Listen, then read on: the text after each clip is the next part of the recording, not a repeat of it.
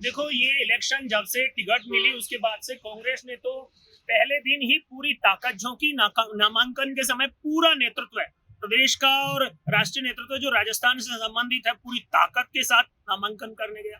Bharatiya Janata party ने नामांकन के समय लूज छोड़ दिया था और प्रमोद जैन के सामने वहां पर जो सुमन है भाजपा के उम्मीदवार, उनको मोरपाल सुमन को अकेले ही नामांकन करना पड़ा था। और ये जो बीजेपी का मैनेजमेंट है, यही सबसे बड़ी गलती थी।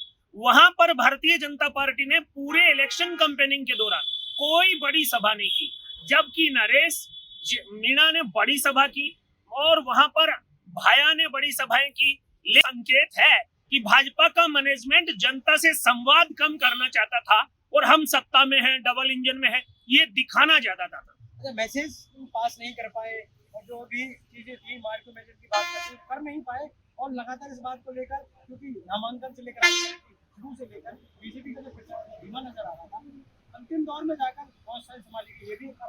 देखो, अंतिम दौर में 6 तारीख और 9 तारीख को मुख्यमंत्री वहां रोड शो करके आए, लेकिन मुख्यमंत्री का और पूर्व मुख्यमंत्री का जनता के बीच जनसभा के रूप में संवाद नहीं हुआ। भाजपा को पौने 2 साल में क्या किया ये बताने का अवसर नहीं मिला। ये जो management, micro management, booth management नामक भारी भारी शब्द हैं, ये कागज पर भाजपा ने लिखे, कार्यकर्ताओं को कागज पकड़ाए, लेकिन जनता से वो कार्यकर्ता संवाद नहीं कर पाए। वो अपने ही पदाधिकारियों से एक दूसरे को मैं जयपुर से आया हूँ ये दिखाते रहे और परिणाम सबके सामने।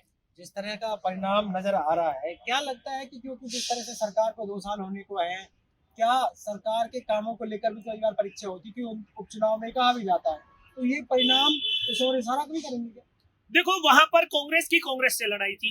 नरेश मीणा ने प्रमोद भाया जैन के खिलाफ पूरा मोर्चा खोला, गोविंद डोटासरा के खिलाफ खोला।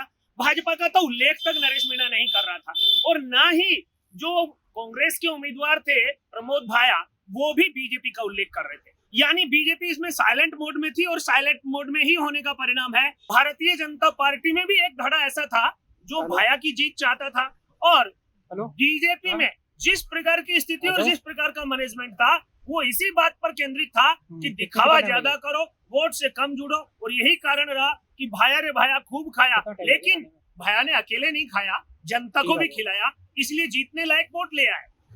बीजेपी की बात कर लेते हैं। बीजेपी के अंदरूनी तौर पर बटी हुई थी या वहाँ का जो स्थानीय नेताओं का एकजुटता होना वो नहीं हुआ?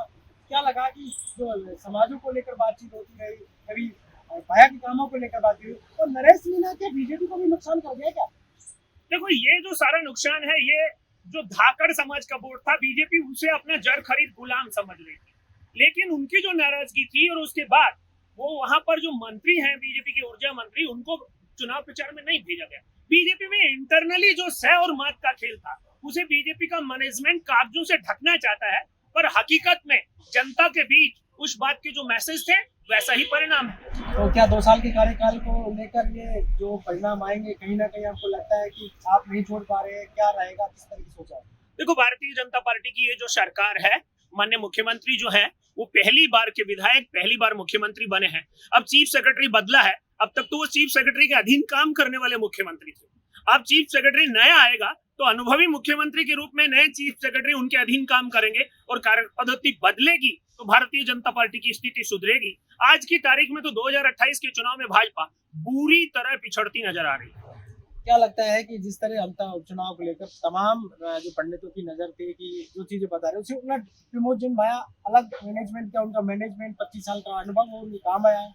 देखो, प्रमोद जैन भाया पर चाहे जितने खाया खाया का आरोप लगाओ, लेकिन उसने खाया भी है तो जनता को खिलाया भी है। उसने वहां पर अपने अस्पताल जो फ्री में चला रहे हैं, जनता से जुड़ी लोक सेवा के उनके काम जो चल रहे हैं, उनको भाजपा भुलाना चाहती थी, एक नया नैरेटिव बनाना चाहती थी, नरेश को न्यूसेंस घोषित करना चाहती थी। और इन सब बातों में भाजपा के जो मैनेजमेंट करने गए थे, वो जमीन की सच्चाई से कम वाकिफ थे। वो लैपटॉप मैनेजमेंट में ज्यादा माहिर थे और लैपटॉप मैनेजमेंट जो होता है वो जनता तक नहीं पहुंचता, वो ऑफिस तक रहता है। अभी सवाल ये है कि वहाँ वसुंधरा राजे का हॉल रहा है हाड़ौती क्षेत्र में, उनके बेटे को प्रभारी बनाया गया, तो क्या ये पूरा मैनेजमेंट उनके हाथ में था? क्या भूमिका उनकी? देखो, भारतीय जनता पार्टी में जो जयपुर से जाता है वो ना तो उम्मीदवार को मैनेजमेंट करने देता है और ना बाकी लोगों को करने देता है। जो जयपुर की टीम जाती है वो चुनाव को हायर कर लेती है और वो खुद को दिखाने के लिए सारा काम करती है उम्मीदवार भी उनके अधीन हो जाता है। और ये सारा जो वोट आया है, भाजपा जो अभी दूसरे तीसरे से ऊपर आगे बढ़ती दिख रही है, उसके लिए अगर किसी को क्रेडिट दी जाती है तो वो माननीय वसुंधरा जी है कि अंतिम 5 दिन उन्होंने वहां कैंप किया, तो ये कुछ दिखाई दे रहा है।